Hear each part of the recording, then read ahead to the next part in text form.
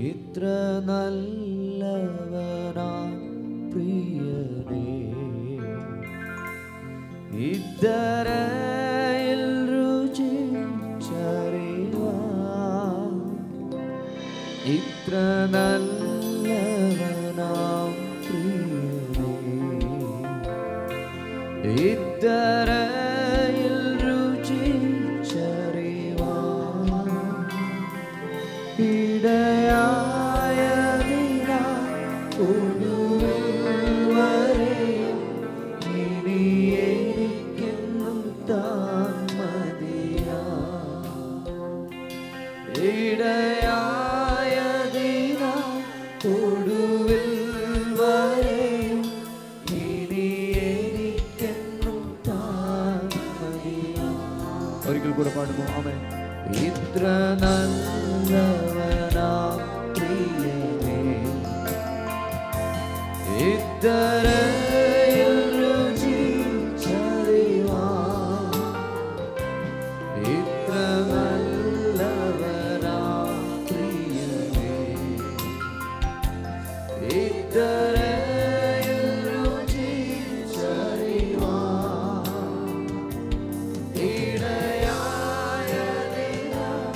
ഒടുവിൽ വരെയും ഇനി എനിക്കെന്നും താൻ മതിയാം. ശബ്ദമുയർത്തി. ഇടയായതിനാൽ ഒടുവിൽ വരെയും ഇനി എനിക്കെന്നും താൻ മതിയാം. എന്റെ സങ്കേതവും ബലവും ഏറ്റവും അടുത്ത തുണയും. എന്റെ സങ്കേതവും ബലവും ഏറ്റവും അടുത്ത തുണയും. ഏതൊരാപത്തിലും ഏതു നേരത്തിലും എനിക്കെന്നും ദൈവമത്രേ. ഏതൊരാപത്തിലും ഏതു നേരത്തിലും എനിക്കെന്നും ദൈവമത്രേ. ഇരുൾ തിങ്ങിടും പാതകളിൽ കരൾ വിങ്ങിടും വേളകളിൽ. ഇരുൾ തിങ്ങിടും പാതകളിൽ കരൾ വിങ്ങിടും വേളകളിൽ അരികിൽ വരുവാൻ കൃപകൾ തരുവാൻ ആരുമില്ലിതുപോൽ ഒരുവൻ. അരികിൽ വരുവാൻ കൃപകൾ തരുവാൻ ആരുമില്ലിതുപോൽ ഒരുവൻ. പാടുമോ? എന്റെ സങ്കേതവും എന്റെ സങ്കേതവും ബലവും ഏറ്റവും അടുത്ത തുണയും. എന്റെ സങ്കേതവും ബലവും ഏറ്റവും അടുത്ത തുണയും. ഏതൊരാപത്തിലും ഏതു നേരത്തിലും എനിക്കെന്നും ദൈവമത്രേ.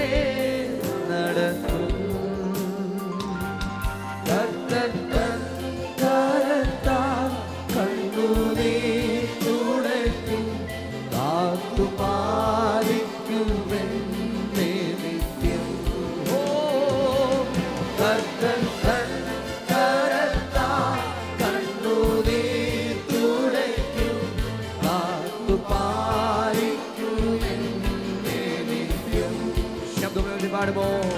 എന്റെ സംഗീതവും ബലവും. Oh, we praise. ഏറ്റവും അടുത്ത തുണയും. Oh, എന്റെ സംഗീതവും ബലവും.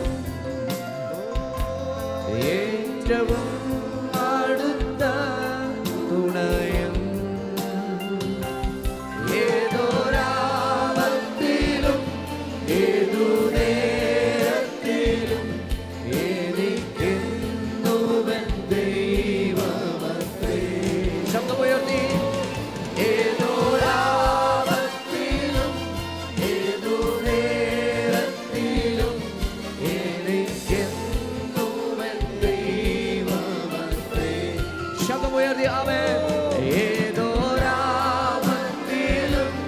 ഏതു നേരത്തിലും എനിക്കെന്നുവൻ ദൈവമത്രേ. ഓ, ഇത്ര നല്ലവനാ പ്രിയനേ, ഇത്രയും രുചിച്ചറിവാൻ. ഓ, ഇത്ര നല്ലവനാ പ്രിയനേ. We praise. ഇത്രയും രുചിച്ചറിവാൻ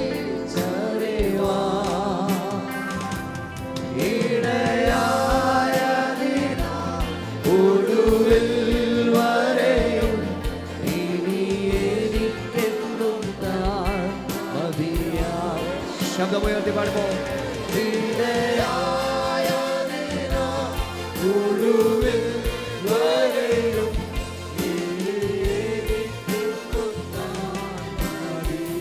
ഒരിക്കൽ കൂടെ ചേർന്ന് ഇത്ര നല്ലവനാ, ഇത്ര നല്ലവനാ പ്രിയനേ, ഇത്രയും രുചിച്ചറിവാൻ. ഇത്ര നല്ലവനാ പ്രിയനേ, ഇത്രയും രുചിച്ചറിവാൻ. ഓ,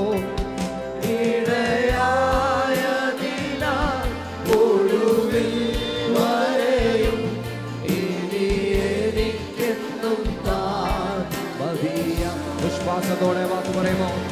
ഇടയായതിനാൽ അധികം ശക്തിയോടെ. Oh, we praise. Oh, amen. പാടുമോ? ഇരുൾ തിങ്ങിടും, ഇരുൾ തിങ്ങിടും പാതകളിൽ കരൾ വിങ്ങിടും വേളകളിൽ. ഇരുൾ തിങ്ങിടും പാതകളിൽ. ഓ, കരൾ വിങ്ങിടും വേളകളിൽ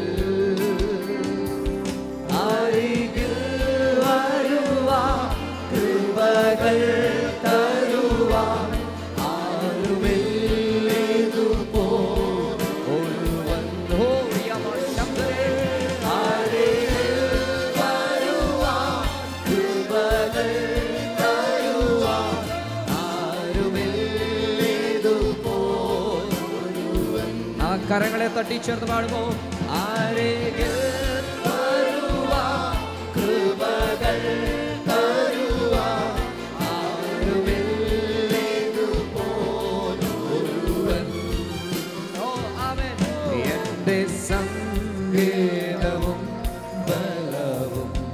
ഓ, ഏറ്റവും അടുത്ത തുണയും.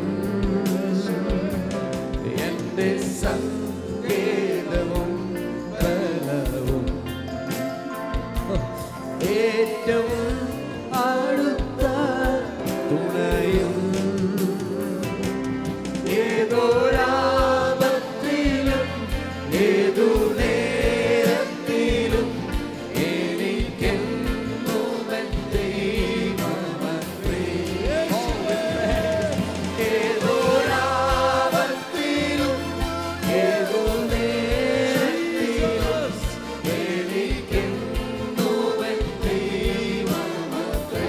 പറയുമോ? ഇത്ര നല്ലവനാ, ഇത്ര നല്ലവനാ പ്രിയരേ.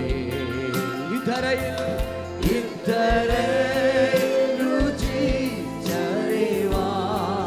ഓ ഇത്ര നല്ലവനാ പ്രിയരേ. ഇതരയിൽ രുചിച്ചറിവാൻ ഇടയായതിന ഒടുവിൽ വരെയും ഇനി എനിക്കെന്നും താൻ മതിയാം. ഇടയായതിന ഒടുവിൽ വരെയും ഇനി എനിക്കെന്നും താൻ മതിയാം. ആ ശബ്ദമുയർത്തി വിളിച്ചു പറയുമോ? ഇടയായതിന ഒടുവിൽ വരെയും ഇനി എനിക്കെന്നും താൻ. Praise, hallelujah, amen. ഇടയായതിന ഒടുവിൽ വരെയും ഇനി എനിക്കെന്നും താൻ മതിയാം. വിശ്വാസത്തോടെ ആ വാക്ക് പറയുമോ? ഇടയായതിന ഒടുവിൽ വരെയും ഇനി എനിക്കെന്നും താൻ മതിയാം. ആ ദൈവത്തെ സ്തുതിച്ച് ചില നിമിഷങ്ങളിൽ എല്ലാ നാവുകളും ചലിപ്പിച്ച് എല്ലാ അതിരുകളും തുറന്ന കർത്താവിനെ മഹത്വപ്പെടുത്തിയാണ്.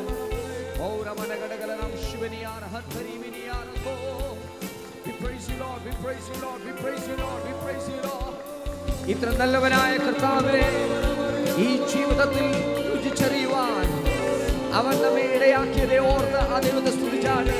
എല്ലാ കരങ്ങളും തട്ടി, എല്ലാ കരകളും തട്ടി, വായകളെ തുറന്ന, വായകളെ തുറന്ന. ഇടയായതിന ഒടുവിൽ വരെയും ഇനി എനിക്കെന്നും താൻ.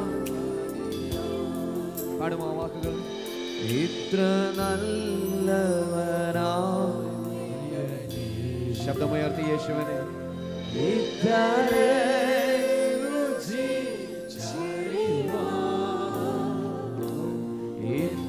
നല്ലവനാ. ഹൃദയപൂർവമായി ആരൊക്കെ പറയുന്നത്?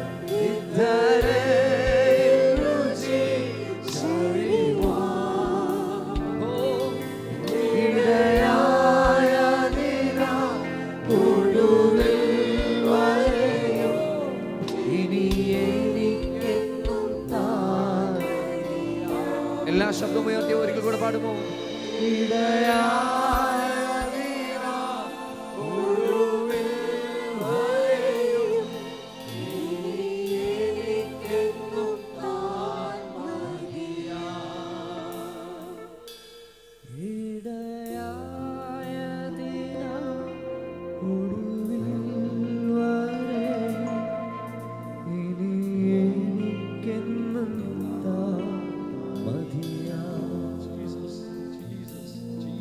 ചില നിമിഷങ്ങളായി യേശുവിന്റെ മുഖത്തേക്കൊന്ന് നോക്കുമോ? കർത്താവിന്റെ മുഖത്തേക്കൊന്ന് നോക്കുമോ? കർത്താവിന്റെ സാന്നിധ്യത്തിലായിരിക്കുമ്പോൾ അവൻ നമ്മെ വിളിച്ചു വേർതിരിച്ചു, നമുക്ക് വേണ്ടി ജീവനെ നൽകി. എപ്പോഴും പറഞ്ഞു പറഞ്ഞു പറഞ്ഞു പറഞ്ഞു യേശു നമുക്ക് വേണ്ടി ജീവൻ നൽകിയെന്ന് പറയുമ്പോൾ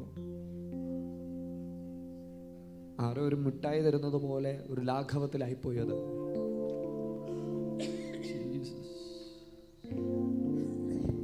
സ്വർഗത്തിലിരിക്കെ സ്വർഗത്തോടുള്ള സമുദ്രം മുറുകെ പിടിക്കാം. വേഷത്തിൽ മനുഷ്യനായി നമുക്ക് വേണ്ടി ഭൂമിയിലേക്ക് കടന്നു വന്ന് നാം അനുഭവിക്കേണ്ട വേദനകൾ, ഭാരങ്ങൾ, പ്രയാസങ്ങൾ, കഷ്ടതകൾ, ദുരിതങ്ങൾ എല്ലാം അവൻ അനുഭവിച്ചതും കാൽവറിയിൽ നമുക്ക് വേണ്ടി യാഗമായി തീർന്നതും മറന്നു പോകാത്ത ദൈവജനം അവന്റെ മുഖത്തേക്കൊന്ന് നോക്കിയാട്ടെ. മറ്റുള്ളതെല്ലാം ഒന്ന് മറന്നിട്ട്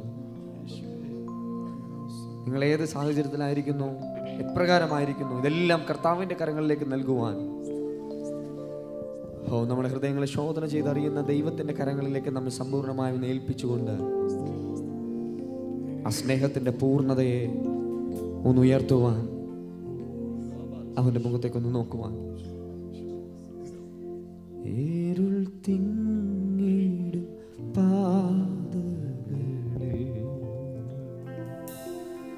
കരൾ വിങ്ങിടും വേളകളിൽ, ഇരുൾ തിങ്ങിടും പാതകളിൽ, കരൾ വിങ്ങിടും വേളകളിൽ, അരികിൽ വരുവാൻ കൃപകൾ തരുവാൻ ആരുമില്ലിതുപോലൊരുവൻ,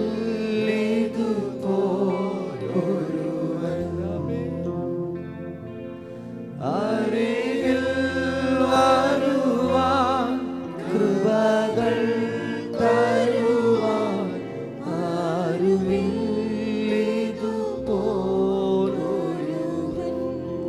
ഇത്ര നല്ലവനാ, ഇത്ര നല്ലവനാ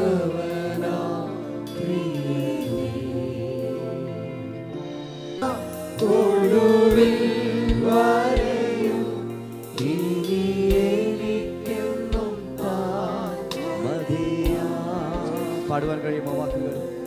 ഇടയായതിനാൽ ഒടുവിൽ വരെയും ഇനി എനിക്കെന്നും താൻ മതിയാ.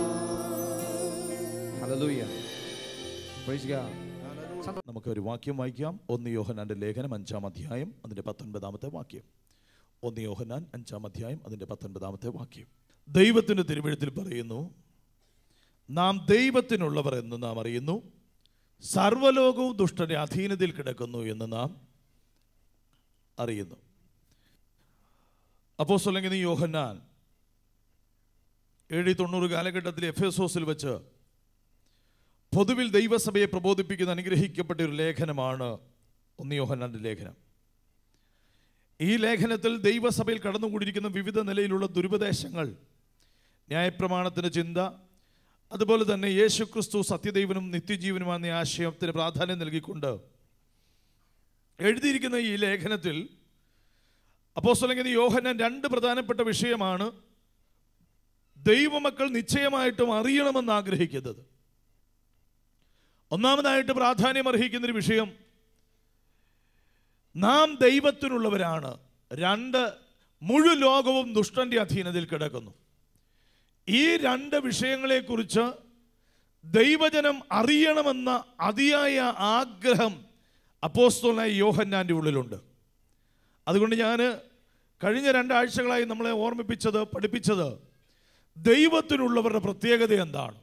ദൈവത്തിനുള്ളവരുടെ പ്രത്യേകത, 1, ദൈവത്തിനുള്ളവർ പാപം ചെയ്യുന്നില്ല, അല്ലെങ്കിൽ പാപത്തിൽ തുടരുന്നില്ല. 2, ദൈവത്തിനുള്ളവരുടെ പ്രത്യേകത, അവർ തന്നെത്താൻ സൂക്ഷിക്കും. ഈ 2 ആശയങ്ങളാണ് കഴിഞ്ഞ 2 ആഴ്ചകളിലായിട്ട് ഞാൻ ചിന്തിച്ചത്. എന്നാൽ ഇന്ന് രാത്രിയിൽ നമ്മൾ ഒരുമിച്ച് ചിന്തിക്കുന്നത് ദൈവത്തിൽ നിന്നുള്ള ഒരു ദൈവ പൈതലിൻ്റെ 3ാമത്തെ ക്വാളിറ്റി എന്ന് പറയുന്നത് 1 യോഹന്നാന്റെ ലേഖനം 4-ാമത്തെ അധ്യായം അതിൻ്റെ 7-ാമത്തെ തിരുവെഴുത്ത്. 1 യോഹന്നാൻ 4-ാം അധ്യായം അതിൻ്റെ 7-ാമത്തെ തിരുവെഴുത്തിൽ അപ്പോസ്തലനായ യോഹന്നാൻ പറയുന്നു ഇങ്ങനെ, പ്രിയമുള്ളവരെ, നാം അന്യോന്യം സ്നേഹിക്കുക. യോഹന്നാൻ അപ്പോസ്തലൻ പറയുക, ദൈവത്തിൽ നിന്ന് ജനിച്ചിരിക്കുന്ന ഒരു ദൈവ പൈതലിൻ്റെ അടുത്ത ഒരു പ്രധാനപ്പെട്ട ക്വാളിറ്റി എന്ന് പറയുന്നത്, 1, പാപത്തിൽ തുടരുന്നില്ല എങ്കിൽ, 2, ദൈവത്തിൽ ജനിച്ചവൻ തന്നെത്താൻ സൂക്ഷിക്കുന്നുവെങ്കിൽ, 3, ദൈവത്തിൽ നിന്ന് ജനിച്ചിരിക്കുന്നവൻ അന്യോന്യം സ്നേഹിക്കും. അടുത്തിരിക്കുന്ന ആൾക്ക് കരം കൊടുത്ത് ചിരിച്ചുകൊണ്ട് പറ, അന്യോന്യം സ്നേഹിക്കണം. Price the Lord. അന്യോന്യം സ്നേഹിക്കണം. എന്നിട്ട് അടുത്തതായിട്ട് യോഹന്നാൻ പറയുക, സ്നേഹം അത് ദൈവത്തിൽ നിന്ന് വരുന്നു. സ്നേഹിക്കുന്നവനെല്ലാം ദൈവത്തിൽ ജനിച്ചിരിക്കുന്നു, അവർ ദൈവത്തെ അറിയുകയും ചെയ്തിരിക്കുന്നു. അപ്പോൾ ദൈവത്തെ അറിയുന്നു എന്ന് പറയുകയും ദൈവത്തിൽ നിന്ന് ജനിച്ചിരിക്കുന്നു എന്ന് പറയുകയും സഹോദരനെ സ്നേഹിക്കുകയും ചെയ്യുന്നില്ല എങ്കിൽ അവരെ വേദപുസ്തകം വിളിക്കുന്ന പേര് ഇവൻ കള്ളനാണ്. Praise the Lord. ദൈവത്തിന്റെ തിരുവെഴുത്തിൽ ദൈവത്തിന്റെ പരിശുദ്ധാത്മാവ് വളരെ ശക്തമായി പഠിപ്പിക്കുകയാണ്, നാം ദൈവത്തിനുള്ളവരെങ്കിൽ ദൈവത്തിൽ നിന്ന് ജനിച്ചവരെങ്കിൽ നാം ചെയ്യേണ്ടത് തമ്മിൽ തമ്മിൽ എന്ത് ചെയ്യണം? സ്നേഹിക്കണം. അപ്പോൾ ദൈവത്തിന്റെ തിരുവെഴുത്തിൽ സ്നേഹം എന്തുകൊണ്ട് നമ്മൾ സ്നേഹിക്കണം? അതൊരു ദൈവിക സ്വഭാവമാണ്. ദൈവത്തിൽ നിന്ന് ജനിച്ചാൽ 1 യോഹന്നാന്റെ ലേഖനം 3-ാം അധ്യായം 9-ാമത്തെ വാക്യത്തിൽ പറയുന്നു. ഒന്ന് വായിച്ചേ. 1 യോഹന്നാന്റെ ലേഖനം 3-ാം അധ്യായം 9-ാമത്തെ വാക്യത്തിൽ പറയുന്നു, ദൈവത്തിൽ നിന്ന് ജനിച്ചവനാരും പാപം ചെയ്യുന്നില്ല, അവന്റെ വിത്ത് അവനിൽ വസിക്കുന്നു. എന്ത് വസിക്കുന്നു? വിത്ത്. വിത്ത് എങ്ങനെയാണോ അങ്ങനെ ആയിരിക്കും അതിൻ്റെ ഫലം. ദൈവത്തിൽ നിന്ന് ജനിച്ചു കഴിഞ്ഞാൽ ദൈവത്തിൻ്റെ സ്വഭാവമാണ് അവനിൽ നിന്ന് പുറത്തേക്ക് വരുന്നത്. ദൈവത്തിൽ നിന്ന് ജനിച്ചാൽ, ദൈവത്തിൽ നിന്ന് ജനിച്ചിരിക്കുന്ന ഒരു ദൈവ പൈതലിൻ്റെ ജീവിതത്തിൽ നിന്ന് പുറത്തേക്ക് വരുന്നത് ദൈവിക സ്വഭാവമാണ്. കാരണം അവൻ്റെ വിത്ത് അവനിൽ വസിക്കുന്നു. അപ്പോൾ നമ്മൾ തമ്മിൽ തമ്മിൽ സ്നേഹിക്കണമെന്ന് പ്രബോധിപ്പിക്കുന്നതിൻ്റെ കാരണം എന്താണെന്ന് ചോദിച്ചാൽ, ഈ ദൈവത്തിൽ നിന്ന് ജനിക്കുക എന്ന് പറഞ്ഞാൽ എങ്ങനെ സംഭവിക്കുന്നത്? ദൈവത്തിൽ നിന്ന് ജനിക്കുക എന്ന് പറഞ്ഞാൽ യേശു ക്രിസ്തു ദൈവത്തിൻ്റെ പുത്രൻ എന്നൊരുവൻ വിശ്വസിക്കുമ്പോൾ അവൻ ദൈവത്തിൽ നിന്ന് ജനിക്കുകയാണ്. അതിനെ പത്രോസ് അപ്പോസ്തലൻ പറയുന്നത് നിലനിൽക്കുന്നതായ ദൈവത്തിൻ്റെ വചനം, അതായത് കെടുന്ന ബീജത്താലല്ല, കെടാത്തതിനാൽ ജീവനുള്ളതും നിലനിൽക്കുന്നതുമായ ദൈവവചനത്താൽ തന്നെ നിങ്ങൾ വീണ്ടും ജനിച്ചിരിക്കുന്നു. അപ്പോൾ വീണ്ടും ജനനം സംഭവിക്കുമ്പോൾ നടക്കുന്നത് എന്താണെന്ന് ചോദിച്ചാൽ, യേശു ക്രിസ്തു ദൈവത്തിന്റെ പുത്രൻ എന്ന് ഒരുവൻ വിശ്വസിക്കുമ്പോൾ അവൻ വീണ്ടും ജനനത്തിലേക്ക് വന്നു. വീണ്ടും ജനനത്തിലേക്ക് വരുമ്പോൾ അവന്റെ ഉള്ളിൽ ദൈവത്തിന് വിത്ത് വസിക്കുന്നു. ദൈവത്തിന് വിത്ത് അകത്ത് വസിക്കുമ്പോൾ അവന്റെ ജീവിതത്തിൽ വെളിപ്പെടുന്ന ഒരു ഡിവൈൻ ക്യാരക്ടറാണ് സ്നേഹമെന്ന് പറയുന്നത്. അങ്ങനെയാണെന്നുണ്ടെങ്കിൽ ഇന്ന് സമൂഹത്തിലേക്ക് ഒന്ന് നോക്കിക്കേ. ഇന്ന് രാത്രികാലം നമ്മളൊന്ന് മനസ്സിലാക്കണമേ, സമൂഹത്തിലേക്ക് നോക്കിയാൽ മതത്തിന്റെ പേരിൽ കൊല്ലുന്നതാ കാണുന്നത്, മതത്തിന്റെ പേരിൽ തലവെട്ടുന്നതാ കാണുന്നത്. പക്ഷെ ദൈവത്തിന് തിരുവെഴുത്തി പറയുന്നു, ദൈവത്തിൽ നിന്ന് ജനിച്ചിരിക്കുന്നവൻ ഒരു കാരണവശാലും അവൻ മറ്റൊരുവനെ പീഡിപ്പിക്കത്തില്ല. ദൈവത്തിൽ നിന്നാണ് വന്നതെങ്കിൽ, ദൈവത്തിൽ നിന്ന് ജനിച്ചിരിക്കുന്നവൻ ദൈവത്തിന്റെ സ്വഭാവം വെളിപ്പെടുത്തും. ദൈവത്തിന്റെ സ്വഭാവം വഴക്ക് പിടിക്കുന്നതല്ല. ദൈവത്തിന്റെ സ്വഭാവം എന്ന് പറയുന്നത് ഒരുത്തിനെ തകർക്കാൻ ശ്രമിക്കുന്നതല്ല. ദൈവത്തിന്റെ സ്വഭാവം എന്ന് പറയുന്നത് എന്തുണ്ടെങ്കിലും അത് സഹിക്കുന്നു, അത് പൊറുക്കുന്നു, അത് പ്രത്യാശിക്കുന്നു, അത് സഹിക്കുന്നു. ഇത് സ്നേഹമുണ്ടെങ്കിൽ മാത്രം നടക്കുന്നതാ. Praise the Lord. Okay, Yohannan ലേഖനം 4-ാം അധ്യായം 7-ാമത്തെ വാക്യത്തിൽ, ഓക്കെ, ഇനി 8-ാമത്തെ വാക്യത്തിലേക്ക് വന്നേ.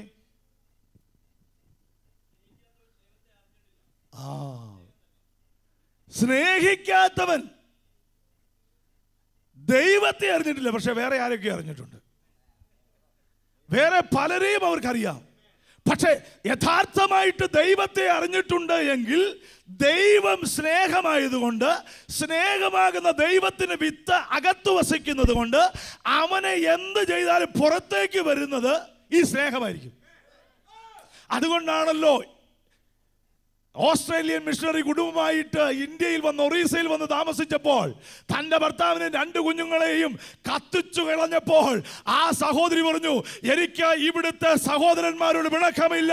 വേദപുസ്തകത്തിൽ യേശു പ്രാർത്ഥിച്ചത്, ഇവർ ചെയ്യുന്നത് എന്തെന്നറിയാകിയാൽ ഇവരോട് ക്ഷമിക്കണമേ എന്ന് പ്രാർത്ഥിച്ച യേശുവിന്റെ ശിഷ്യന്മാർ, അതെ സ്തെഫാനോസ് പ്രാർത്ഥിച്ചു, ഇവർ ചെയ്യുന്ന ഈ പാപം ഇവരുടെ മേൽ നിർത്തരുത്. എന്തുകൊണ്ട് അങ്ങനെ പ്രാർത്ഥിക്കാൻ കഴിഞ്ഞു എന്ന് ചോദിച്ചാൽ, അകത്തെ വിത്ത് വേറെയാ. അടുത്തിരിക്കുന്ന ആൾക്ക് കരം കൊടുത്തിട്ട് പറ, ഇത് ബ്രീഡ് വേറെയാ, ഇത് വിത്ത് വേറെയാ. ഇത് ഇങ്ങോട്ട് വല്ലതും ചെയ്താൽ തിരിച്ചങ്ങോട്ട് അതേ നാണയത്തിൽ തിരിച്ചടിക്കുന്നതല്ല. ഇങ്ങോട്ട് എന്ത് ചെയ്താലും അങ്ങോട്ട് തിരിച്ച് സ്നേഹം കൊടുക്കുന്ന മാർഗമാ ക്രിസ്തീയ സ്നേഹം എന്ന് പറയുന്നത്, ക്രിസ്തീയ വിശ്വാസം എന്ന് പറയുന്നത്. എന്ത് ഇങ്ങോട്ട് വന്നാലും തിരിച്ചങ്ങോട്ട് സ്നേഹം വെളിപ്പെടുത്തുന്നതാ. വേദപുസ്തകം വായിച്ച 9-ാമത്തെ വാക്യത്തിലേക്ക് വന്നു. 9-ാമത്തെ വാക്യം, ദൈവം തൻ്റെ സ്നേഹം വെളിപ്പെടുത്തിയത് തനിക്കുള്ള ഏകജാതനായ പുത്രനെ, ഇനി വേറൊരെണ്ണോട് ഇല്ല. ഞാൻ ഈ കഴിഞ്ഞ 2 ആഴ്ച മുമ്പ് പ്രസംഗിച്ചപ്പോൾ പറഞ്ഞു, ശുദ്ധീകരിച്ച രക്തത്തെ മലിനമെന്ന് എണ്ണിയവന് ഇനി ശിക്ഷാവിധിയേ ഉള്ളൂ.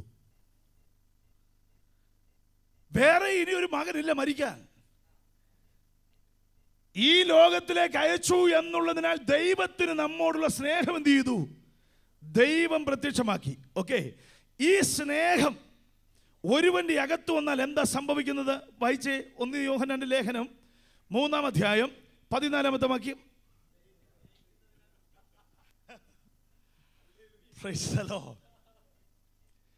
മരണം വിട്ടു ജീവനിൽ കടന്നിരിക്കുന്നു എന്ന് എങ്ങനെ അറിയാം?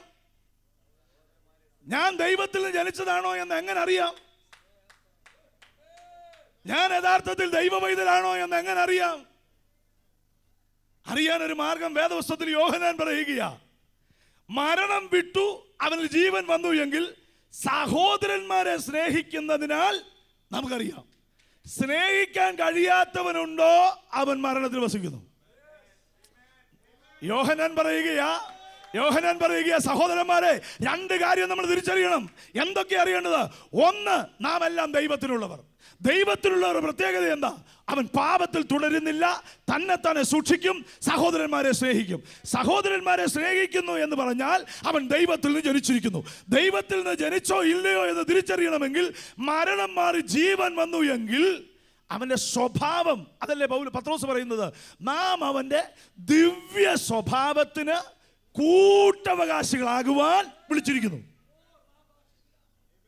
ദൈവത്തിന്റെ സ്വഭാവവും നമ്മുടെ സ്വഭാവവും വീണ്ടും ജനനം പ്രാപിച്ചപ്പോൾ വിത്ത് അകത്തെങ്ങനെ വന്നോ അതുപോലെയായിരിക്കും നമ്മുടെ സ്വഭാവം.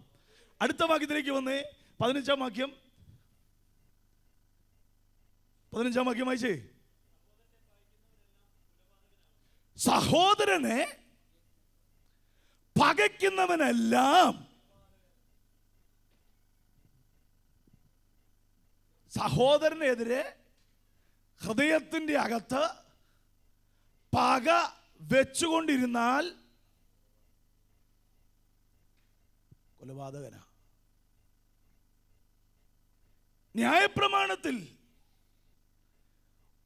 നാം ഒരു കർമ്മം ചെയ്യുമ്പോഴാണ് പാപമാകുന്നെങ്കിൽ, ന്യായപ്രമാണ യുഗത്തിൽ ഒരുവൻ കൊലപാതകനാകണമെങ്കിൽ അവനെ കൊല്ലണം.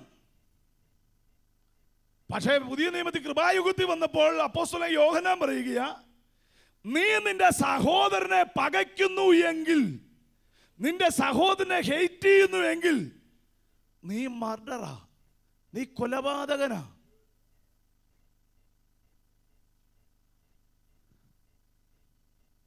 ഒന്ന് ചിന്തിച്ചേ, ഒരു ദിവസം എത്ര പേരുടെ തലയെടുത്തിട്ടായിരിക്കട്ടെ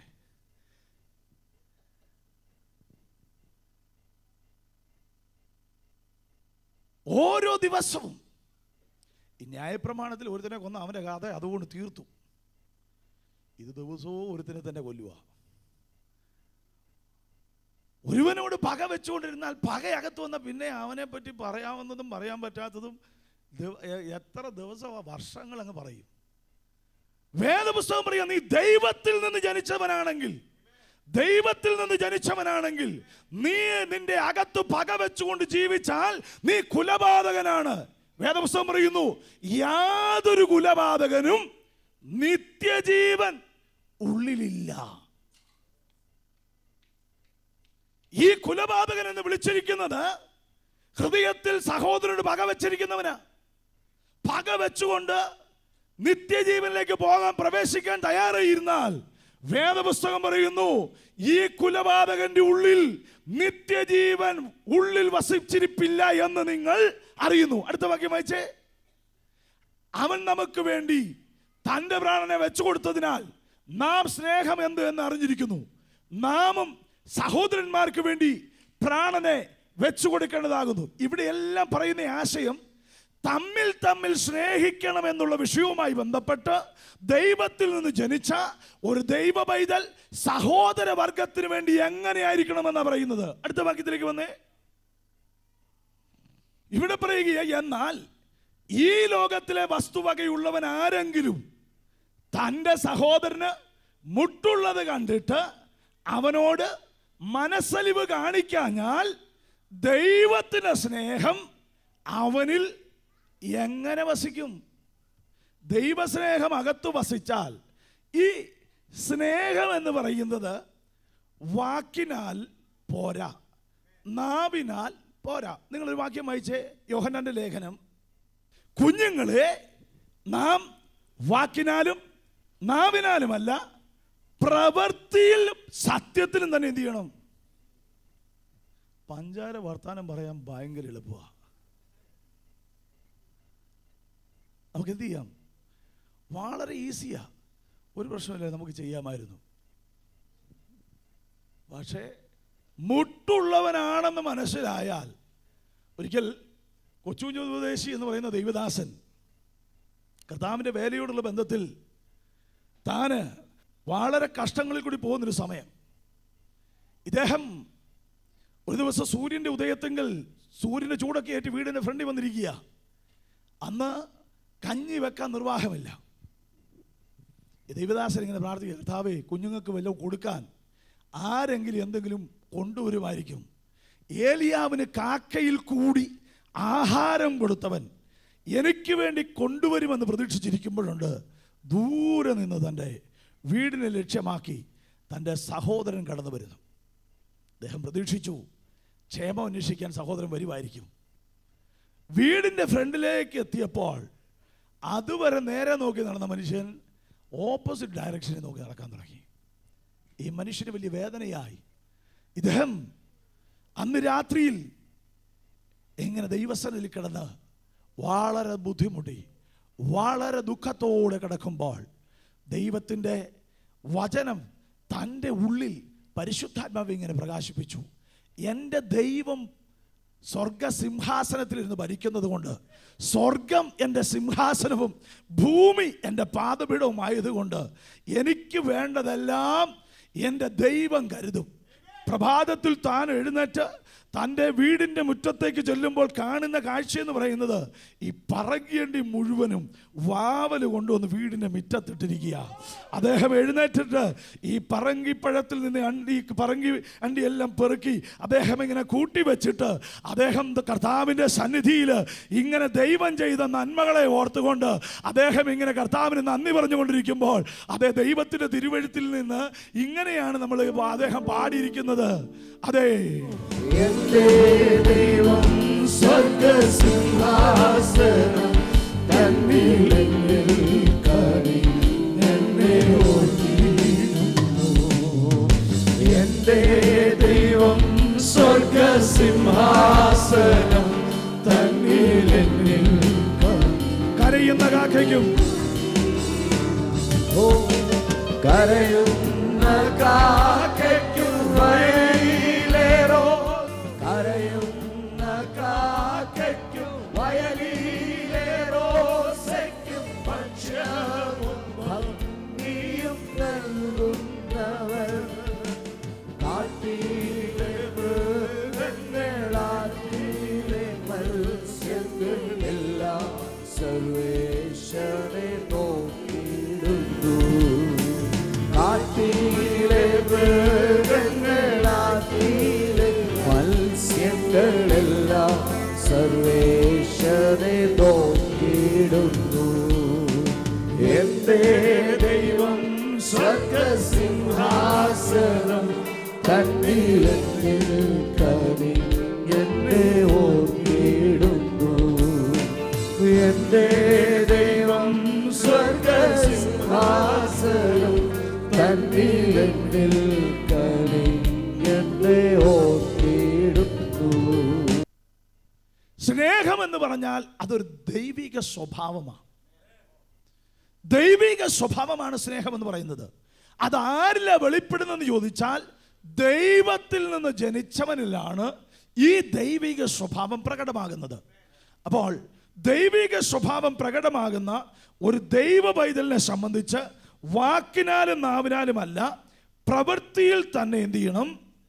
സ്നേഹിക്കണം. അടുത്തതായിട്ട് വായിച്ചേ, ദൈവസ്നേഹം എങ്ങനെയാണ് ദൈവം വായിച്ചേ? 1 യോഹന്നാൻ ലേഖനം 4:19 വാക്യം. ഇവിടെ പറയുക, ദൈവത്തെ സ്നേഹമുണ്ടെന്ന് പറയുകയും സഹോദരനെ പകയ്ക്കുകയും ചെയ്യുന്നവൻ, നേരത്തെ പറഞ്ഞു സഹോദരനെ പകച്ചാൽ നീ കൊലപാതകനാ, ഇപ്പോൾ പറയുന്നു സഹോദരനെ പകച്ചാൽ നീ കള്ളനാ. എന്നിട്ട് പറയുകയാ, ദൈവത്തെ സ്നേഹിക്കുന്നു എന്ന് പറയുന്നവൻ സഹോദരനെ പകയ്ക്കാൻ പാടില്ല. ദൈവത്തെ സ്നേഹിക്കുന്ന ഒരുവൻ സഹോദരനെ എന്ത് ചെയ്യണം? സ്നേഹിക്കണം. അടുത്ത് പറയുന്നു, കണ്ടിട്ടുള്ള സഹോദരനെ സ്നേഹിക്കാൻ കഴിയാത്തവന് കണ്ടിട്ടില്ലാത്ത ദൈവത്തെ സ്നേഹിക്കാൻ പറ്റത്തില്ല. നമുക്ക് വേണേ കളിപ്പിക്കാം. എനിക്ക് ദൈവത്തോട് ഭയങ്കര സ്നേഹം. മണിക്കൂറുകൾ അന്യഭാഷ പ്രാർത്ഥിക്കും, മണിക്കൂറുകൾ ബൈബിൾ വായിക്കും, എല്ലാം ചെയ്യും. പക്ഷെ നമ്മൾ മിണ്ടത്തില്ല. മറ്റുള്ളവനെ കണ്ടാൽ മനസ്സലിവ്. ദൈവിക സ്വഭാവമാ മനസ്സലിവ്, ദൈവിക സ്വഭാവമാ സ്നേഹം. ദൈവത്തിൽ നിന്ന് ജനിച്ച ഒരു ദൈവത്തിൻ്റെ പൈതലിൻ്റെ ജീവിതത്തിൽ പ്രകടമാകേണ്ട രണ്ട് പ്രധാനപ്പെട്ട സ്വഭാവ സവിശേഷത എന്ന് പറയുന്നത്, ഒന്ന് മനസ്സലിവ്, രണ്ട് സ്നേഹം. ഇത് വേദപുസ്തകം പറയുന്നത്, സഹോദരനെ പകച്ചാൽ നീ കള്ളനാകുന്നു. അടുത്ത വാക്യത്തിലേക്ക് ഒന്ന്, 21 വാക്യം. ദൈവത്തെ സ്നേഹിക്കുന്നവൻ സഹോദരനെ സ്നേഹിക്കണം എന്നീ കൽപ്പന നമുക്ക് അവങ്കൽ നിന്ന് ലഭിച്ചിരിക്കുന്നു. എല്ലാവരും എന്നോട് ചേർന്ന് പറഞ്ഞാട്ടെ, ദൈവത്തെ സ്നേഹിക്കുന്നവൻ, ഒരിക്കൽ കൂടി, ദൈവത്തെ സ്നേഹിക്കുന്നവൻ സഹോദരനെ സ്നേഹിക്കണം. ദൈവത്തെ സ്നേഹിക്കുന്നവൻ, ഒരിക്കൽ കൂടി, ദൈവത്തെ സ്നേഹിക്കുന്നവൻ സഹോദരനെ സ്നേഹിക്കണം. ഇത് ദൈവത്തിന്റെ കൽപ്പനയാണ്. ദൈവത്തിനുള്ളവരാണ് നമ്മൾ എന്ന് പറയുമ്പോൾ നമ്മുടെ ജീവിതത്തിൽ വെളിപ്പെടേണ്ട ഒരു ദൈവിക സ്വഭാവമാണ് സ്നേഹം എന്ന് പറയുന്നത്. ഇനി അടുത്തൊരു വാക്യം കൊണ്ട് നിങ്ങൾ വായിച്ച യോഹന്നാന്റെ ലേഖനം 5-ാം അധ്യായം 1-ാമത്തെ വാക്യം. 1 യോഹന്നാൻ 5:1. ഇതാ നേരത്തെ ഞാൻ പറഞ്ഞ വാക്യം.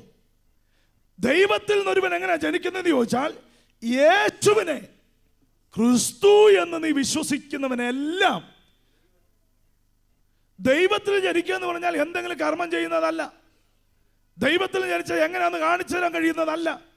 ദൈവത്തിൽ ജനിക്കുക എന്ന് പറയുന്നത് അത് ആത്മാവിനാൽ നടക്കുന്ന ഒരു പ്രക്രിയ. അത് യേശുവിനെ ക്രിസ്തു എന്ന് വിശ്വസിക്കുമ്പോൾ അവന്റെ ആത്മാവ് ദൈവത്തിൽ നിന്ന് ജനിക്കുന്നു. ഇതുകൊണ്ടാണല്ലോ നമ്മൾ പറയുന്നത് ആത്മാവിന് പാപം ചെയ്യാൻ പറ്റത്തില്ല, പക്ഷെ ജഡത്തിന് പാപം ചെയ്യാതിരിക്കാൻ പറ്റുമോ? ഞാൻ ഈ മെസ്സേജിന്റെ ആദ്യ ഭാഗത്ത് തന്നെ പറഞ്ഞു, ആത്മാവ് രക്ഷിക്കപ്പെട്ടു, പക്ഷെ ശരീരം എന്ത് ചെയ്യപ്പെട്ടില്ല. പുത്രത്വത്തിന് വേണ്ടി കാത്തുകൊണ്ട് ജഡത്തിൽ ഞരങ്ങിക്കൊണ്ടിരിക്കുക. ജഡത്തിന് എന്ത് ചെയ്യുക? ഞെരുങ്ങിക്കൊണ്ടിരിക്കുക. പിന്നെ അവകാശത്തിന്റെ വീണ്ടെടുപ്പ് എന്ന് പറഞ്ഞാൽ നമുക്ക് ഈ ഭൂമിയുടെ വീണ്ടെടുപ്പ് എന്ത് ചെയ്തിട്ടില്ല, നടന്നിട്ടില്ല. അപ്പോൾ ആത്മാവ് മാത്രമേ എന്ത് ചെയ്തിട്ടുള്ളൂ, വീണ്ടെടുക്കപ്പെട്ടുള്ളൂ. ശരീരം വീണ്ടെടുക്കപ്പെട്ടിട്ടില്ല. അവകാശം എന്ന ഭൂമി വീണ്ടെടുക്കപ്പെട്ടിട്ടില്ല. ഈ വീണ്ടെടുപ്പ് നടക്കാത്ത ഭൂമിയിൽ രക്ഷിക്കപ്പെടാത്ത ജഡവുമായി ജീവിക്കുന്ന നമ്മൾ ആത്മാവിന് പാപം ചെയ്യാൻ പറ്റത്തില്ല. പക്ഷെ ജഡം പാപത്തിൽ തുടരാതെ ജീവിക്കാൻ അകത്ത് ആത്മാവിനെ നൽകിയിട്ടുണ്ട്. കരങ്ങൾ ഉയർത്തി സ്തോത്രം പറഞ്ഞാട്ട് ഇവിടെ പറയുകയാണ്, യേശുവിനെ ക്രിസ്തു എന്ന് വിശ്വസിക്കുന്നവനെല്ലാം ദൈവത്തിൽ നിന്ന് ജനിച്ചിരിക്കുന്നു. ജനിച്ചിരിക്കുന്നു എന്ന് പറഞ്ഞിട്ട് അടുത്ത് പറയുന്നു, ജനിപ്പിച്ചവനെ സ്നേഹിക്കുന്നവനല്ല. ദൈവത്തിൽ നിന്ന് ജനിച്ചിരിക്കുന്നവൻ, ജനിപ്പിച്ചവൻ എന്ന് പറഞ്ഞാൽ ദൈവത്തെ സ്നേഹിക്കണം. ദൈവത്തിൽ നിന്ന് ജനിച്ചവൻ ദൈവത്തെ സ്നേഹിക്കുമ്പോൾ തന്നെ അടുത്ത വാക്യത്തിൽ പറയുന്നു, ജനിപ്പിച്ചവനെ സ്നേഹിക്കുന്നവനെല്ലാം അവനിൽ നിന്ന് ജനിച്ചവനെ സ്നേഹിക്കണം. അടുത്തിരിക്കുന്നവർക്ക് കരം കൊടുത്ത് ചിരിച്ചോണ്ട് ചോദിച്ചാൽ ഈ കാര്യം മറന്നു പോകരുതെന്ന് പറ. ഇത് അറിയണം. ഇത് മറന്നു പോകരുത്. നമ്മൾ എന്ത് ചെയ്യണം? ഈ ദൈവത്തിൽ നിന്ന് ജനിച്ചവനെയും നമ്മൾ എന്ത് ചെയ്യണം? അവരിൽ നിന്ന് ജനിച്ചവനെയും സ്നേഹിക്കണം. അപ്പോൾ യേശുവിനെ ക്രിസ്തു എന്ന് വിശ്വസിക്കുന്നവൻ ജനിപ്പിച്ചവനെ സ്നേഹിക്കണം എന്ന് പറഞ്ഞാൽ വീണ്ടും ജനനം പ്രാപിച്ചവൻ ദൈവത്തെ സ്നേഹിക്കണം. ഈ ദൈവത്തിൽ നിന്ന് ജനിച്ച സകലരെയും സ്നേഹിക്കണം. ഇതിനകത്ത് ശമ്പളം വിഷയമല്ല, വർണ്ണം വിഷയമല്ല, കാസ്റ്റ് വിഷയമല്ല, എഡ്യൂക്കേഷൻ വിഷയമല്ല. ദൈവത്തിൽ നിന്ന് ജനിച്ചു, ഒറ്റ കുടുംബത്തിലെ അംഗങ്ങളാണ്. Price the Lord, hallelujah. ഈ ദൈവത്തിൽ നിന്ന് ജനിച്ചാൽ ദൈവിക സ്വഭാവം നമ്മുടെ ഉള്ളിൽ വെളിപ്പെട്ടാൽ ഈ സ്വഭാവത്തിന് പ്രത്യേകത എന്താണെന്ന് ചോദിച്ചാൽ 1 കൊരിന്ത്യർക്ക് എഴുതിയ ലേഖനം 13-ാമത്തെ അധ്യായം, അതിൻ്റെ 1 കൊരിന്ത്യർക്ക് എഴുതിയ ലേഖനം 13-ാമത്തെ അധ്യായം 4 മുതലുള്ള വാക്യങ്ങൾ ഒന്ന് വായിച്ചേ. 4 മുതലുള്ള വാക്യങ്ങൾ. സ്നേഹത്തിന്റെ പ്രത്യേകത ക്ഷമ ദീർഘമായിട്ടുണ്ടാകും. അടുത്തത്, സ്നേഹം ദയ കാണിക്കും. സ്നേഹത്തിന് സ്പർദ്ധയില്ല. ശ്രദ്ധിച്ചേ, സ്നേഹം ദൈവത്തിൽ നിന്ന് ജനിച്ചാൽ നമ്മുടെ ജീവിതത്തിൽ നിന്ന് വെളിപ്പെടുന്ന ഒരു ഡിവൈൻ ക്യാരക്ടറാണ്.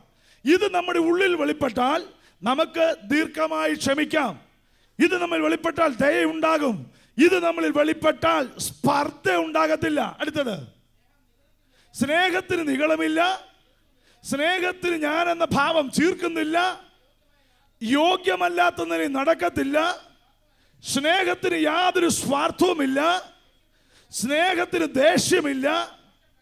ഒരു ദോഷവും സ്നേഹം എന്ത് ചെയ്യുന്നില്ല, കണക്കിടുന്നില്ല. എന്ന് പറഞ്ഞാൽ സ്നേഹം അവന്റെ ഉള്ളിൽ നിന്ന് പുറത്തേക്ക് വെളിപ്പെടുമ്പോൾ സകല ദോഷങ്ങളെയും അവൻ എഴുതിത്തള്ളുകയാണ്. Price the Lord. അടുത്തതായിട്ട് പറഞ്ഞ വായിച്ചേ, 6ാമത്തെ വാക്യം. ഓക്കെ, ഈ സ്നേഹത്തിന്റെ ഏറ്റവും വലിയ പ്രത്യേകത എല്ലാം പൊറുക്കുന്നു, എല്ലാം വിശ്വസിക്കുന്നു, എല്ലാം പ്രത്യാശിക്കുന്നു, എല്ലാം സഹിക്കുന്നു. സ്നേഹം ദൈവത്തിൽ നിന്ന് ജനിച്ചാൽ ഏറ്റവും വലിയ ഗുണം സഹിക്കാൻ പറ്റും. എനിക്ക് സഹിക്കാൻ പറ്റത്തില്ലെന്ന് ആരെങ്കിലും പറയുന്നുണ്ട്, നീ ഒന്നുകൂടെ ജനിച്ചാൽ മതി. എനിക്കങ്ങനെ വെച്ച് ഉറപ്പിക്കാൻ പറ്റത്തില്ലെന്ന് പറഞ്ഞാൽ, നീ ഒന്നുകൂടെ ജനിച്ചാൽ, ദൈവത്തിന് വിത്ത് അകത്ത് വന്നാൽ എന്ത് സംഭവിക്കും? ഈ ഡിവൈൻ സ്വഭാവം എനിക്ക് പുറയുന്ന നല്ല സ്വത്രമൊക്കെ വരുന്നുണ്ട്. എല്ലാം പൊറുക്കുന്നു, എല്ലാം വിശ്വസിക്കുന്നു, എല്ലാം പ്രത്യാശിക്കുന്നു, എല്ലാം സഹിക്കുന്നു. എന്താ കാര്യമെന്ന് ചോദിച്ചാൽ, ഞാൻ യേശുവിനെ ദൈവത്തിന്റെ പുത്രനെന്ന് വിശ്വസിച്ചപ്പോൾ അവന്റെ വിത്ത് എന്റെ ഉള്ളിൽ വന്നപ്പോൾ എന്റെ ഉള്ളിൽ നിന്ന് പുറപ്പെട്ടു വരുന്ന ഡിവൈൻ സ്വഭാവം എന്ന് പറയുന്നത് സ്നേഹമാ. സ്നേഹത്തിന്റെ പ്രത്യേകത ദീർഘമായി ക്ഷമിക്കുന്നു, സ്പർദ്ധയില്ല, നിഗളമില്ല, ചീർപ്പില്ല, എല്ലാം സഹിക്കുന്നു, എല്ലാം പ്രത്യാശിക്കുന്നു, എല്ലാം പൊറുക്കുന്നു. എല്ലാ നിലയിലും സ്നേഹം ഒരു ദൈവിക സ്വഭാവമായി എൻ്റെ ഉള്ളിൽ വെളിപ്പെടുന്നു. Praise the Lord. Hallelujah, hallelujah, hallelujah. നിങ്ങളൊന്ന് ചിന്തിച്ചു നോക്കിയേ. യഥാർത്ഥത്തിൽ നമ്മൾ ദൈവത്തിൽ ജനിച്ചവരാണെന്ന് അവകാശപ്പെടുമ്പോൾ ഈ അവകാശവാദത്തിന് മുൻപിൽ നമ്മിലുള്ള ദൈവിക സ്വഭാവം എന്തരയുണ്ട്?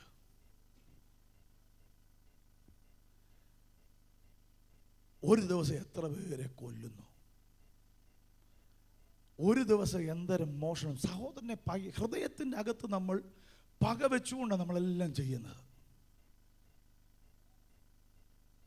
നമ്മൾ പറഞ്ഞ ഒരാശയം നമ്മൾ ചിന്തിച്ചതുപോലെ ചെയ്തില്ല, നമ്മൾ പറഞ്ഞത് അനുസരിച്ചില്ല. വിവിധ നിലയിലുള്ള അഭിപ്രായ വ്യത്യാസങ്ങൾ വരുമ്പോൾ പിന്നെ അത് ഉള്ളിലൊരു പകയായിട്ട് മാറുക. അത് വീട്ടിലാണെങ്കിലും സഭയിലാണെങ്കിലും ജോലിയിലാണെങ്കിലും. പക്ഷെ ദൈവത്തിൽ നിന്ന് ജനിച്ചു എങ്കിൽ, 1 യോഹന്നാന്റെ ലേഖനത്തിൽ നമ്മൾ വായിച്ച വാക്യം ഇങ്ങനെയായിരുന്നു. 1 യോഹന്നാന്റെ ലേഖനം 4-ാമത്തെ അധ്യായത്തിൽ നമ്മൾ വായിച്ചു 7 മുതലുള്ള വാക്യങ്ങളിൽ, അന്യോന്യം സ്നേഹിക്കും, സ്നേഹം ദൈവത്തിൽ നിന്ന് വരുന്നു, സ്നേഹിക്കുന്നവനെല്ലാം ദൈവത്തിൽ നിന്ന് ജനിച്ചിരിക്കുന്നു, ദൈവത്തെ അറിയുകയും ചെയ്തിരിക്കുന്നു.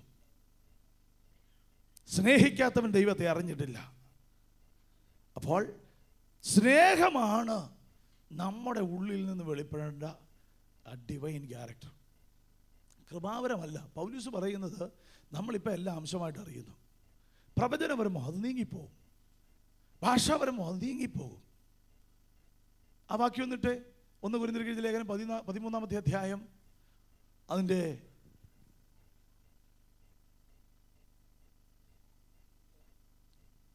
9, 10, 11. ഓക്കെ. ഇപ്പോൾ നാം കണ്ണാടിയിൽ കടമൊഴിയായി കാണുന്നു, അപ്പോൾ മുഖാമുഖമായി കാണും. ഇപ്പോൾ ഞാൻ അംശമായി അറിയുന്നു, അപ്പോഴോ ഞാൻ അറിയപ്പെട്ടതുപോലെ തന്നെ അറിയും. ആകയാൽ വിശ്വാസം, പ്രത്യാശ, സ്നേഹം, ഈ 3 നിലനിൽക്കുന്നു. ഇവയിൽ വലിയതോ സ്നേഹം തന്നെ. യേശു വരം നോക്കിയല്ല മാർക്കിടുന്നത്, യേശു മാർക്കിടുന്നത് ബലം നോക്കിയ.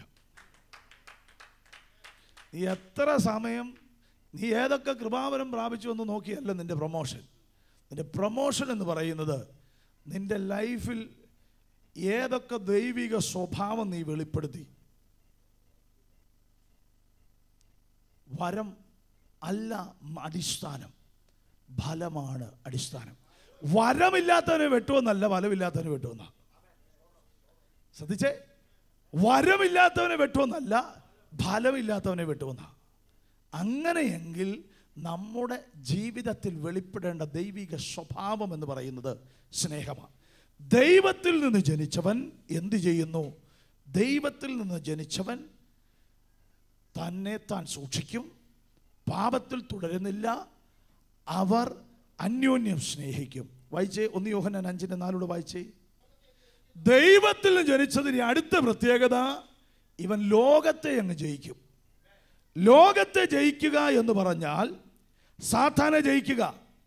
ലോകം എന്നതുകൊണ്ട് ഉദ്ദേശിക്കുന്നത് സാത്താന്യ വ്യവസ്ഥിതികളാണ്. ആഡംബരം, മത്സരം, അനാത്മികത, ലോകം തരുന്ന ജഡിക സുഖങ്ങൾ, അങ്ങനെയുള്ളതായിരിക്കുന്ന പിശാചിൻ്റെ എല്ലാ തന്ത്രങ്ങളെയും കൂടിയാണ് വേദപുസ്തകം ലോകം എന്നൊരാശയം കൊണ്ട് വിവക്ഷിക്കുന്നത്. ഇവിടെ പറയുന്നു ദൈവത്തിൽ നിന്ന് ജനിച്ചവൻ ലോകത്തെ ജയിക്കും. ഒന്ന്, നാം ദൈവത്തിനുള്ളവരെന്ന് പറയുമ്പോൾ ദൈവത്തിനുള്ളവരുടെ പ്രത്യേകത, ഒന്നാമത്തെ പാപത്തിൽ തുടരുന്നില്ല, 2 തന്നെത്താൻ സൂക്ഷിക്കും, 3 അന്യോന്യം സ്നേഹിക്കും, 4 ലോകത്തെ ജയിക്കും. ലോകത്തെ ജയിക്കുമെന്ന് പറഞ്ഞാൽ ഈ പിശാച് ഒരുക്കുന്ന എല്ലാ ചതിവിനകത്തും, ദുഷ്ടന്റെ സകല ചതിക്കകത്തു നിന്നും ഈ ദൈവത്തിൽ നിന്ന് ജനിച്ചിരിക്കുന്നവൻ എന്ത് ചെയ്യും? ജയിച്ചിരിക്കും. നിങ്ങളൊരു വാക്യം വായിച്ച് 1 യോഹന്നാന്റെ ലേഖനം 2-ാമത്തെ അധ്യായം 15 മുതലുള്ള വാക്യങ്ങൾ. 1 യോഹന്നാന്റെ ലേഖനം 2-ാം അധ്യായം 15 മുതലുള്ള വാക്യങ്ങളിൽ ഈ ലോകം എന്നതിനെ കുറിച്ച് യോഹന്നാൻ പറയുന്നു, ലോകത്തെയും ലോകത്തിലുള്ളതിനെ സ്നേഹിക്കരുത്. ഒരുവൻ ലോകത്തെ സ്നേഹിക്കുന്നുവെങ്കിൽ അവനിൽ പിതാവിന്റെ സ്നേഹമില്ല. ഇവിടെ പറയുന്നു, ഈ 15-ാം വാക്യത്തിൽ പറയുന്നു, ലോകത്തെയും ലോകത്തിലുള്ളതിനെയും. ലോകം എന്ന് പറയുന്നത് സാത്താനിക വ്യവസ്ഥിതിയാണെങ്കിൽ ആ ലോകത്തിലുള്ളത് എന്ന് പറയുന്നതാണ് 16-ാം വാക്യത്തിൽ പറയുന്ന ജഡമോഹം, കൺമോഹം, ജീവനത്തിന്റെ പ്രതാപം. ഇങ്ങനെ ലോകത്തിലുള്ളതെല്ലാം പിതാവിൽ നിന്നല്ല, ലോകത്തിൽ നിന്ന് അത്രേ വന്നത്. എന്തൊക്കെയാണ്? ലോകമെന്ന് പറയുന്നത് സാത്താന്യ വ്യവസ്ഥിതിയാണെങ്കിൽ ലോകത്തിലുള്ളതെന്ന് പറയുന്നത് ജഡമോഹം, കൺമോഹം, ജീവനത്തിന്റെ പ്രതാപം. ഈ 3 പിശാചിൽ നിന്ന്, പിശാച് ലോകത്തിലിട്ടിരിക്കുന്നതാണ്. ഈ 3 സാധനം ഇട്ടാണ് ഏദനിൽ പിശാച് ഹവ്വായെ പരീക്ഷിച്ചത്.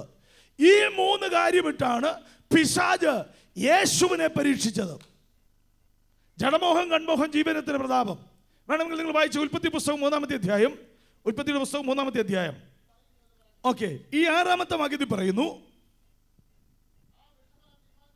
തിന്മാൻ നല്ലത്, ജഡത്തിന്റെ ഇഷ്ടം, കാണാൻ ഭംഗിയുള്ളത്, അത് കൺമോഹം, ഇത് ജ്ഞാനം പ്രാപിപ്പാൻ കാമ്യം എന്ന് പറയുന്നത് ജീവനത്തിന്റെ പ്രതാപം. അപ്പോൾ ഏദന്റെ പർദീസയിൽ പിശാച് ഹവ്വായെ പരീക്ഷിച്ചത് ജഡമോഹം, കൺമോഹം, ജീവനത്തിന്റെ പ്രതാപം. ഈ 3 മേഖലയിൽ പറയുന്നത്, ഒന്ന് തിന്മാൻ നല്ലത്, ജഡത്തിന്റെ ആഗ്രഹം, കാണാൻ ഭംഗിയുള്ളത്, കണ്ണിന്റെ ആഗ്രഹം, പ്രാപിപ്പാൻ കാമ്യം, ജീവനത്തിന്റെ പ്രതാപം. ഇത് 3മാണ് ഈ ലോകത്തിൽ പിശാച് ഒരു ദൈവ പൈതലിന് വേണ്ടി ഇട്ടിരിക്കുന്നത്. ഇതിൻ്റെ അകത്ത് എവിടെയെങ്കിലും കുടുക്കി ഇവനെ ലോകത്തിലേക്ക് കൊണ്ടുപോകാൻ പിശാച് ശ്രമിക്കുമ്പോൾ, അടുത്തത് വായിച്ചേ നിങ്ങൾ, ലൂക്കോസിന്റെ സുവിശേഷം 4-ാമത്തെ അധ്യായത്തിലേക്ക് വന്നേ. ലൂക്കോസിന്റെ സുവിശേഷം 4-ാമത്തെ അധ്യായം. ഓക്കെ, 3-ാമത്തെ വാക്യം വായിച്ചേ. ലൂക്കോസ് 4:3.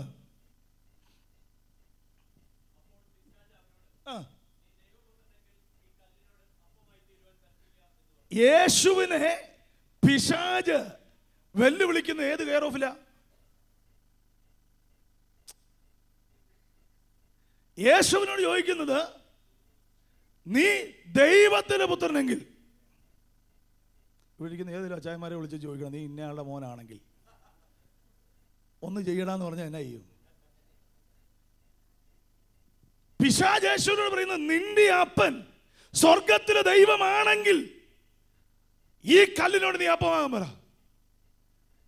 അപ്പോൾ യേശുവിന്റെ മറുപടി, പിശാചേ, മനുഷ്യൻ അപ്പം കൊണ്ട് മാത്രമല്ല ജീവിക്കുന്നത് എന്ന് എഴുതിയിരിക്കുന്നു എന്ന് പറഞ്ഞു. എന്ന് പറഞ്ഞാൽ ജഡത്തിന്റെ ആഗ്രഹത്തെ ഒന്ന് പ്രൊവോക്ക് ചെയ്യുവാൻ, ജഡത്തിന്റെ ആഗ്രഹത്തെ ഒന്ന് തൃപ്തിപ്പെടുത്തുവാൻ ഈ കല്ലുകളോട് അപ്പമാകാൻ പറയണമെന്ന് പറഞ്ഞപ്പോൾ യേശു പറഞ്ഞു, ഇതല്ലാതെ എൻ്റെ ജഡത്തിന്റെ മോഹത്തെ ക്രമീകരിക്കുവാൻ എനിക്ക് വേറെ ഒരു ആഹാരമുണ്ട്. അത് മനുഷ്യൻ അപ്പം കൊണ്ട് മാത്രമല്ല, യഹോവയുടെ വായിൽ നിന്ന് വരുന്ന സകല വചനത്താൽ ജീവിക്കുന്നു. അപ്പോൾ ജഡമോഹം ഇട്ടു യേശുവിന് മുമ്പിൽ പിശാച് പരാജയപ്പെട്ടു. രണ്ടാമത്തെ വാക്യത്തിലേക്ക് വന്ന് പിശാച് അവനെ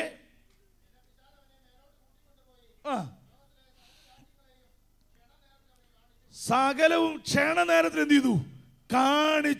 കാണിച്ചു എന്ന് പറഞ്ഞാൽ കൺമോഹം.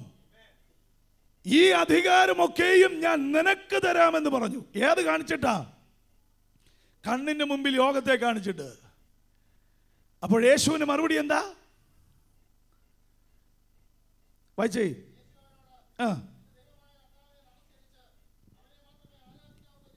നിന്റെ ദൈവമായ കർത്താവിനെ നമസ്കരിച്ച് അവനെ മാത്രമേ ആരാധിക്കാവൂ എന്ന് എഴുതിയിരിക്കുന്നു. എന്ന് പറഞ്ഞ പിശാച് കൺമോഹത്തിനകത്ത് തന്നെ കുടുക്കി നിന്നെ ആരാധിപ്പിക്കുവാൻ, നിന്റെ മുമ്പിൽ വണങ്ങാൻ എന്നെ നിർബന്ധിച്ചാൽ എനിക്കൊരു ദൈവിക തിരുവെഴുത്തറിയാം.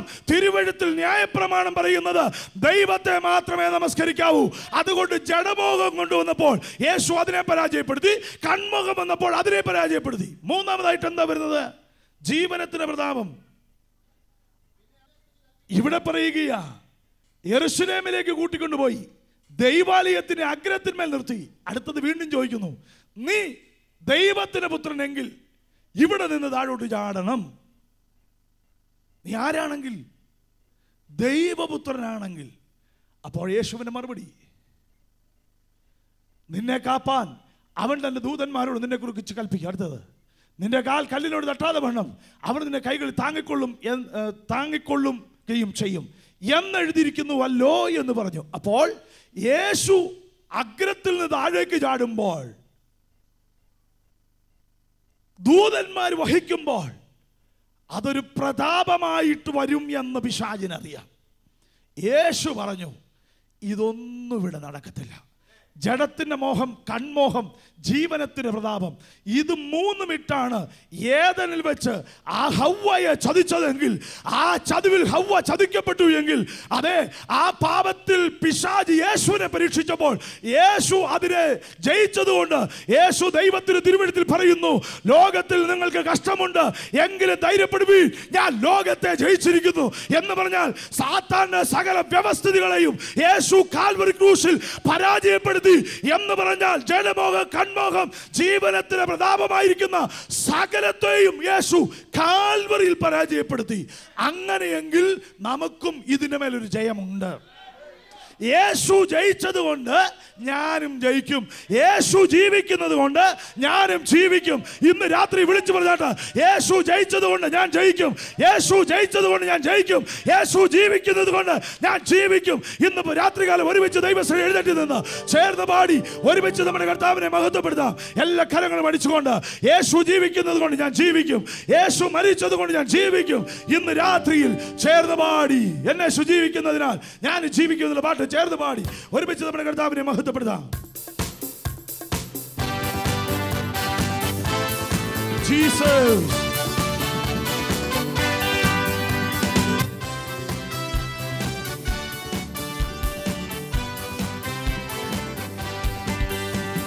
എന്നേശു ജീവിക്കുന്നതിനാൽ ഞാനും എന്നേക്കും ജീവിക്കയാ. എന്നേശു ജീവിക്കുന്നതിനാൽ ഞാനും എന്നേക്കും ജീവിക്കയാ. ഇനി തന്നെ പിരിഞ്ഞൊരു ജീവിതമിൽ എനിക്കെല്ലാം യേശുവത്രേ. ഹല്ലേലൂയ, ജയം ഹല്ലേലൂയ, യേശു കർത്താവ് ജീവിക്കുന്നു. ഹല്ലേലൂയ, ജയം ഹല്ലേലൂയ, യേശു കർത്താവ് ജീവിക്കുന്നു. എന്നേശു ജീവിക്കുന്നതിനാൽ ഞാനും എന്നേക്കും ജീവിക്കയാ. എന്നേശു ജീവിക്കുന്നതിനാൽ ഞാനും എന്നേക്കും ജീവിക്കയാ. ഇനി തന്നെ പിരിഞ്ഞൊരു ജീവിതം